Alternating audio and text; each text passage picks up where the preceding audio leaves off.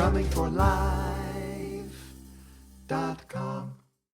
Hey there, it's Vaughn at drummingforlife.com. Aloha, hope you're doing well.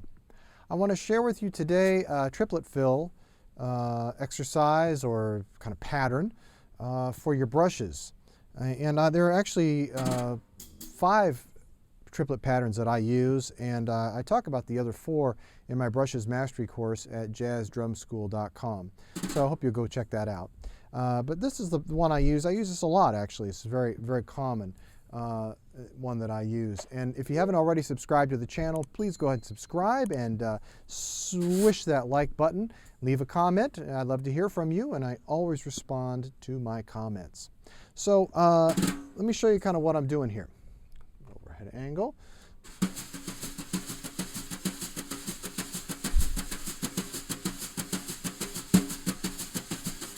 So I've got this kind of triplet thing happening here.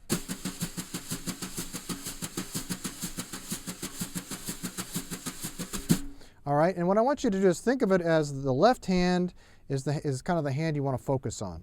So we're going to be playing a triplet straight through, but we're going to be changing where the triplet begins. So this is why I want you to focus on the left hand. So for instance, the first triplet is going to be like this: 1 triplet, 2 triplet, 3 triplet, 4 triplet. Okay, like this. Or the second one would be like this. You're going to have 1 triplet, so the swish is going to be in the middle. 1 triplet, 2 triplet, 3 triplet, 4 triplet, 1. The third one is going to be triplet, triplet, 1 triplet, 2 triplet, 3 triplet, 4 triplet, 1. So you can see it's basically the same thing, same exact pattern physically, but we're just changing where we place it in time. So let's add a hi-hat on counts 2 and 4. 1, 2, whoop, 1, 2, 3, 4. 1, 2, 3, 4. 1, 2, 3, 4. 1, 2, 3, 4. 1, 2, 3, 4. 1. So there's pattern number 1. Let's do pattern number 2. 1, 2, 3, 4. 1, 2, 3, 4. 1, 2, 3, 4. 1, 2, 3, 4. 1, 2, 3, 4. 1.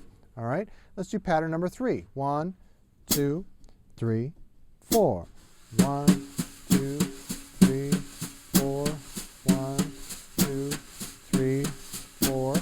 1, 2, 3, 4. 1, 2, 3, 4. 1. All right, now let's head over to the practice pad here. Now with the actual technique of what I'm doing here is I am a real fan of lots of smoothness in my brush playing. There are different ways of playing brushes, and I'm not knocking any other way. Just for me, my personal preference is to make things as smooth as possible. So I go into a lot of detail about this and how to really get the most out of your brushes in the Brushes Mastery course. But I do want to give you some tips here. So when you're aiming for smoothness, okay, one of the things you want to think about is economy of motion. You know, you don't want to get into this habit of trying to use your whole arm to do things, which is why I use traditional grip and I use a lot of swishing motion. The majority of my swishing motion comes from my left brush, not from my right. My right does a majority of the tapping. And this works out really well because when I'm using traditional grip, I can use more wrist and fingers when I'm doing this. I'm not using so much of my arm. If you use match grip to play brushes, you're going to have to use your whole arm to do those swishing motions, which to me doesn't really make any sense. Economy of motion is the way to go in my book. So I encourage you to work on your traditional grip. And I also teach this traditional grip extensively in the Brushes Mastery course. So, but you got this kind of motion. Now you really want to work on getting a smooth motion. Keep that brush low. Don't bring it up too high. Okay, one of the things that a lot of drummers do in the beginning is they have a tendency to keep their brush really high and they get it kind of caught on the texture of the drum head. Try to keep it down low, all right? You get a nice smooth sound. No tension, there's no tension in my hand. I'm not pushing down hard on the brush, just a very smooth and fluid motion. Now you get that motion down, then what you want to do is you want to graduate to do a little bit of a, just flex that brush a little bit, not hard, just a little bit, and you get a little accent. Okay, see what I'm doing? I'm getting a little accent.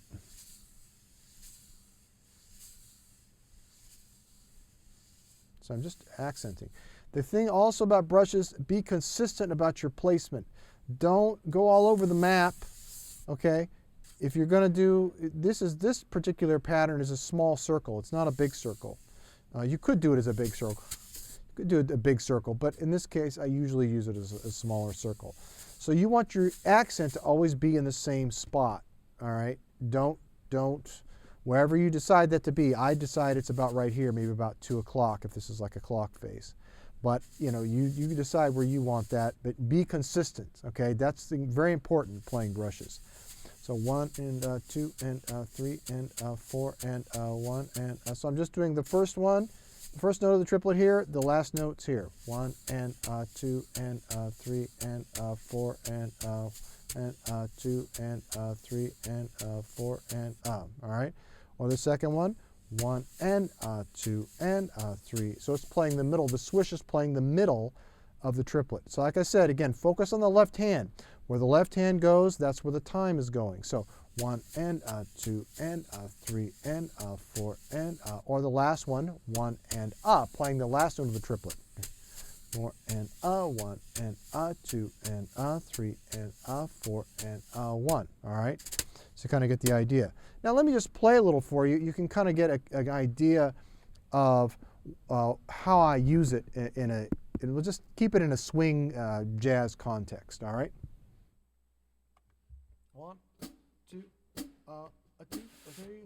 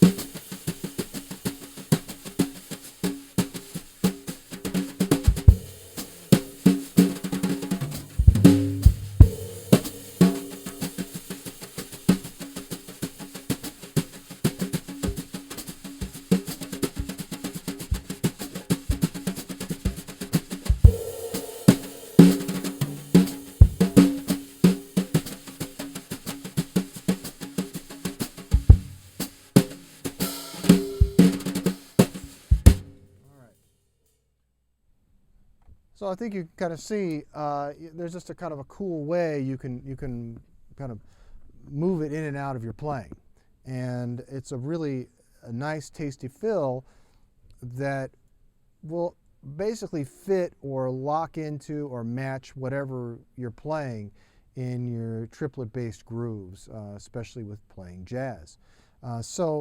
And you know, those of you who know me and know my teaching, I'm really about connecting your drumming to the music. It's not enough for us just to learn a pattern and go, phew, I got that pattern down. You got to be able to use it with music and playing with other people. And that's why I cherry pick, I hand pick the best patterns for you to learn that are going to help you connect your drumming to the music the fastest and the easiest. So I encourage you to check that out. You could also take one hand and you could put it on another drum if you want, okay? It really doesn't matter however you want to do that. Now again, I have 4 other ways that I do this. One of the things you heard me do was this kind of straightening out the triplet. So 1, 2, 3, 4, So the beginning, that's a kind of straightening out the triplet and straightening out the pattern. And I also go into that in the Brushes Mastery course. But that's also another way you can have a lot of fun with things. If you can tripletize things, or you can straighten out triplet notes, it just adds another dimension to your playing and to your drum fill ideas. So I encourage you also to kind of explore that, experiment with that. So that's kind of what I do. That's kind of how I use it. You can use it in other styles of music too. You could play it in bossa nova. You could this kind of thing. It works really well. It works really good at anything, but especially in playing jazz. So I want to also just share with you there are lots of ways that I'm really working hard to support your drumming. For me, my goal is to really focus on inspiring and motivating you just to be the best drummer you can be. And I've created a blog about that, and I've got some great blog posts over there, which I think you'll really enjoy at vonbaronmusic.com. I teach private lessons using all of these camera angles, as you've seen in this video. And you can sign up for those at vonbaronstore.com. Over there at the store, you can also pick up some drumless tracks, some drum practice tracks. Especially, they're mostly focused on jazz playing, so you can really work on your jazz playing and play with real musicians. Almost all of them are real musicians, and it gives you that real feel and real preparation for playing live music with other human beings, especially jazz. And I've also got my jazzdrumschool.com, and over there right now I have my Brushes Mastery course, but in the future I'm going to have other courses as well. So I hope you'll check that out. So thanks again for watching, and as I always say, keep on drumming. Take care. Drummingforlife.com